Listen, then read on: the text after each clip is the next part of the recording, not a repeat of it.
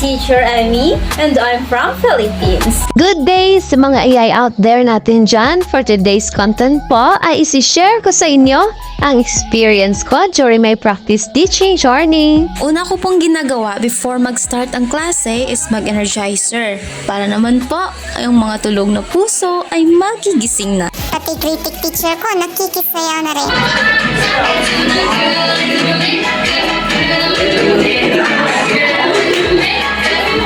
O, kita nyo yan mga iyay, yung mga estudyante ko, grade 10 yan, grade 9 yan. Eh ako naman, parang grade 5 pa lang sa kakaliit-liit ng katawan. A few inches later.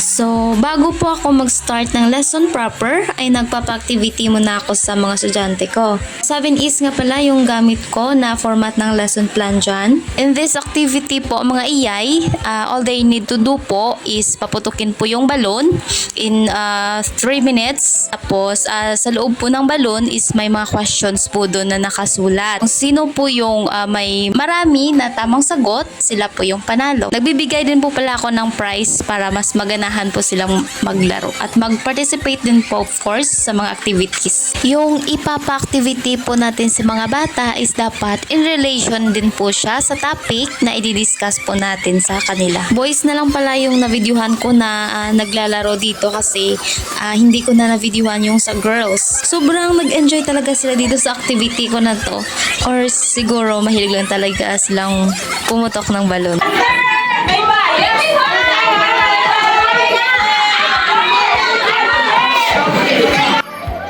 Bakit naman kasi ma'am tinutulungan mo yung boys tapos sila kanina hindi? Yan tuloy.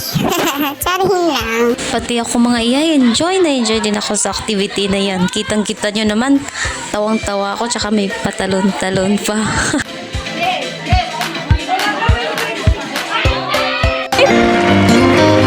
Congratulations!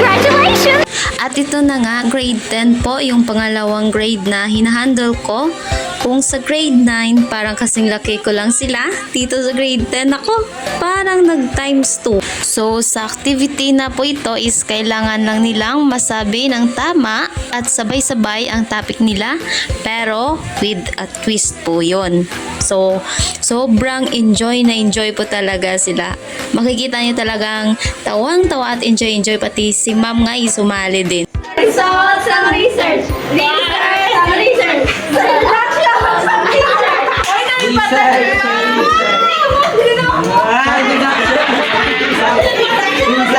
Research! Sa method sa research!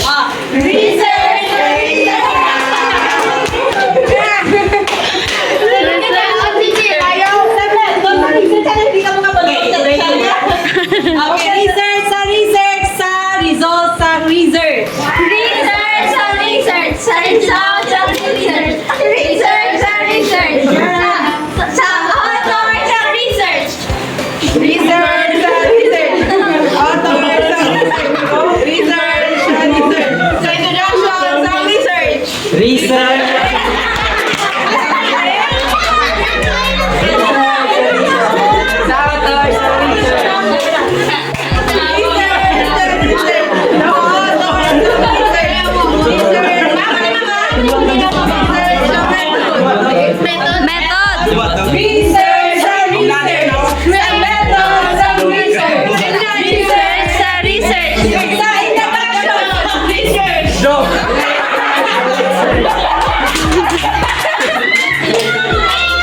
Research sa research! Sa author sa research! Go! Research sa research! Sa introduction sa research! Research sa research! Sa method sa research! Research sa research. Sa method sa research. Research sa research. Sa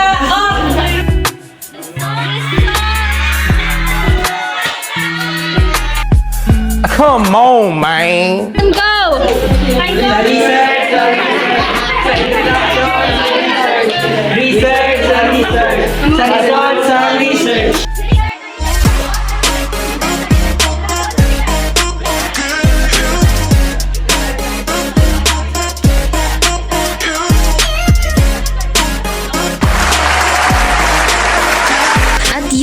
mga iyay for today's video. Thank you so much po for watching sa aking vlog about sa aking practice teaching journey. Sana po ay nag-enjoy po kayo. If nakarelate po kayo, just comment down below your experience nung nag-practice teaching din po kayo. Don't forget to like and subscribe to my YouTube channel. Thank you so much. Kiss lang po from Iyay.